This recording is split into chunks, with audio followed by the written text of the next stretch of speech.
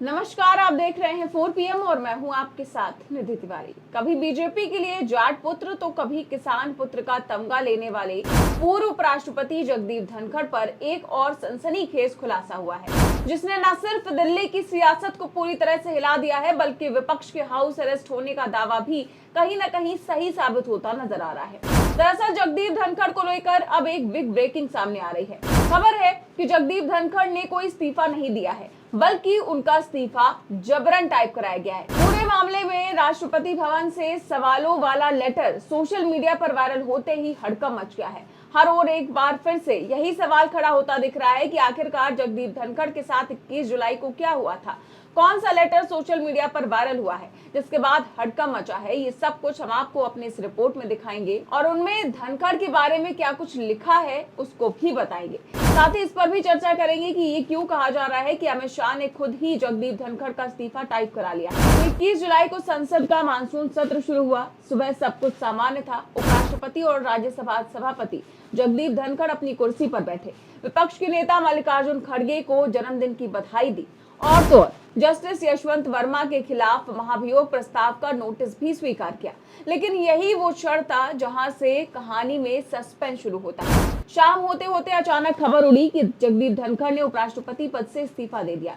रात 9:30 बजे उनके एक्स हैंडल से एक पत्र सामने आया, जिसमें लिखा था कि स्वास्थ्य कारणों और चिकित्सकों की सलाह पर मैं संविधान के अनुच्छेद 67 के तहत इस्तीफा दे रहा हूँ। मीडिया में हंगामा मच गया। खबरें चली कि धनखड़ रातों रात राष्ट्रपति भवन पहुंचे और राष्ट्रपति द्रौपदी मुर्मू को इस्तीफा सौंप दिया। लेकिन आपको बता दें कि ये कहानी इतनी सीधी भी नहीं थी, क्योंकि एक आरटीआई ने पूरे नैरेटिव को पलट दिया। एक्टिविस्ट अजय वासुदेव बोस ने 2 आरटीआई दाखिल की और उनके जवाब ने पूरे देश में तहलका मचा दिया। सुनिए ध्यान से, क्योंकि ये वो पल है जहां सियासत की सारी पोल खुल जाती है। पहली आरटीआई में पूछा गया कि 21 जुलाई को जगदीप धनखड़ ने राष्ट्रपति द्रौपदी मुर्मू से मुलाकात की थी, तो राष्ट्रपति भवन का जवाब था कि कोई मुलाकात नहीं हुई। जी हाँ, आपने सही सुना। तो फिर वो इस्तीफा किसने सौंपा, यही सवाल है और यही लेटर है जो सोशल मीडिया पर तैर रहा है। आपको बता दें कि जब अजय वासुदेव को ये जवाब मिला तो दूसरी आरटीआई गृह मंत्रालय से थी।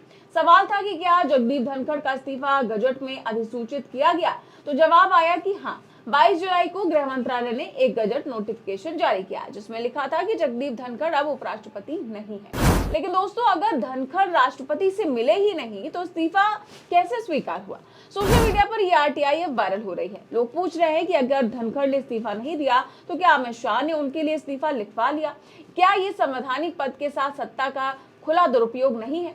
आपको बता दें कि विपक्ष तो पहले से ही दावा कर रहा है कि जगदीप धनखड़ को इस्तीफे के बाद से ही हाउस अरेस्ट में रखा गया है। 21 जुलाई के बाद से जब धनखड़ अचानक गायब हो गए और तो पहले खबरें थी कि उनके निवास का पता नहीं है, लेकिन अब खबरें आई कि और ये बहुत हद तक साफ हो गया कि उपराष्ट्रपति जगदीप धनखड़ उपराष्ट्रपति भवन में ही रह रहे हैं। पिछले दिनों नेता प्रतिपक्ष राहुल गांधी ने भी ये सवाल उठाया था कि मोदी और बीजेपी सरकार में किसी के बोलने की हिम्मत नहीं है। उन्होंने पूरे मामले पर, जगदीप धनखड़ के मामले पर सवाल उठाया था कि क्यों नहीं जगदीप धनखड़ का बयान और खबरें आई हैं। वहीं राहुल गांधी ने यह भी कहा था कि मोदी सरकार ने संवैधानिक संस्थाओं को अपने जूते की नोक पर रख लिया है। धनखड़ का गायब होना इस बात का सबूत है कि सत्ता अब तानाशाही की राह पर है। विपक्ष ने भी बार बार मांग की कि धनखड़ को सामने लाया जाए, लेकिन ना तो उनका कोई बयान सामने आया, ना ही वो किसी से मिले हैं। तो क्या जाट पुत्र को जबरन चुप करा दिया गया है? वैसे तो ये बात जाहिर है कि आखिर धनखड़ को हटाने की नौबत क्यों आई, लेकिन आपको ये भी बता दें कि ये एक बड़ा सियासी टकराव था जो 21 जुलाई को शुरू हुआ। एक और जहां जस्टिस यशवंत वर्मा के सरकारी आवास से भारी मात्रा में नकदी बरामद होने की खबर ने सियासत में आग लगा रखी थी, तो दूसरी ओर विपक्ष ने तुरंत उनके खिलाफ महाभियोग प्रस्ताव लाने की मांग की। धनखड़ ने, जो राज्यसभा सभापति थे, इस प्रस्ताव को स्वीकार भी कर लिया। लेकिन यही वो गलती थी जो मोदी सरकार को नागवार गुजरी।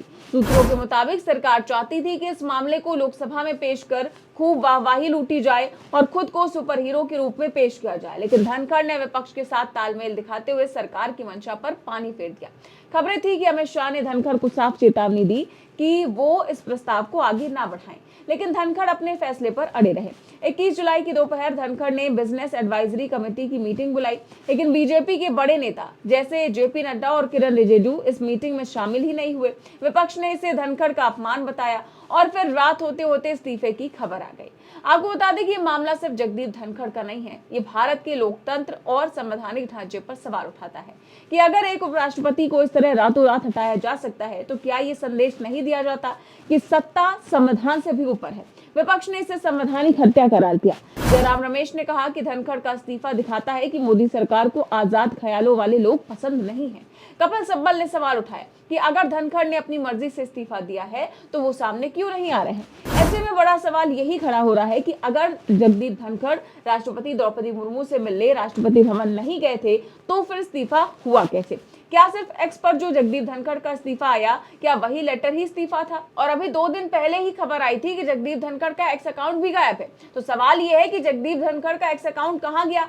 कुछ लोगों का दावा है कि उनका एक्स अकाउंट डिलीट हो गया। हमने भी एक्स पर ढूंढने की कोशिश की लेकिन उनका अकाउंट ही नहीं मिला। ऐसे में साफ है कि कहीं ना कहीं कुछ ना कुछ दाल में काला है, या आप ये भी कह सकते हैं कि पूरी दाल ही काली है। क्योंकि जिस तरह से अचानक धनखड़ के इस्तीफे का लेटर सोशल मीडिया पर आया था और उसी के आधार पर जनता और देश को ये मानने पर मजबूर होना पड़ा था कि जगदीप धनखड़ ने इस्तीफा दे दिया, लेकिन अब राष्ट्रपति भवन आरटीआई में बता चुका है कि धनखड़ 21 जुलाई को राष्ट्रपति भवन आए ही नहीं थे। और एक्स अकाउंट के गायब होने के बाद तो पूरा मामला कहीं ना कहीं बेहद संगीन होता दिखाई दे रहा है। ऐसे में एक और जहां एक बार फिर से राजनीतिक सरगर्मियां धनखड़ को लेकर शुरू हो गई हैं, तो इस संभावना को भी विपक्ष ढूंढने में लग गया है कि धनखड़ का इस्तीफा हुआ या फिर नहीं। उन्होंने खुद इस्तीफा दिया या वो 21 जुलाई की रात में हुई बहस के बाद अचानक ऑफिस छोड़कर चले गए, बाद में उनका इस्तीफा टाइप हुआ हो और वही वायरल कर दिया गया हो। ये सब कुछ सवाल सोशल मीडिया पर ही तैर रहे हैं और आपको बता दें कि इसकी वजह भी है, क्योंकि अगर इस्तीफे के बाद धनखड़ जी सामने आए होते, मीडिया और आम जनता से रूबरू हुए होते तो लोगों के मन में भ्रम नहीं होता। लेकिन फिलहाल आम जनता नई आरटीआई की खुलासे के बाद कंफ्यूज है कि आखिर धनखड़ जी है कहाँ। क्या सच में उनका स्वास्थ्य ठीक नहीं है? क्या सच में वो टेनिस खेल रहे हैं? क्या सच में वो हाउस अरेस्ट नहीं है? क्या सच में उन्होंने अपना इस्तीफा खुद टाइप करवाया था या खुद ही उनका इस्तीफा टाइप हो गया? ऐसे में अंदर का खेल क्या है? धनखड़ और मोदी सरकार की चुप्पी सवालों के घेरे में है। तो क्या मोदी सरकार संवैधानिक पदों को अपने इशारों पर चला रही है? पूरे मामले पर आपकी क्या राय है, हमें कमेंट बॉक्स में जरूर बताएं। चैनल को सब्सक्राइब भी करें और ज्वाइन भी करें। देश और दुनिया की तमाम बड़ी खबर जानने के लिए देखते रहिए 4PM न्यूज नेटवर्क। नमस्कार।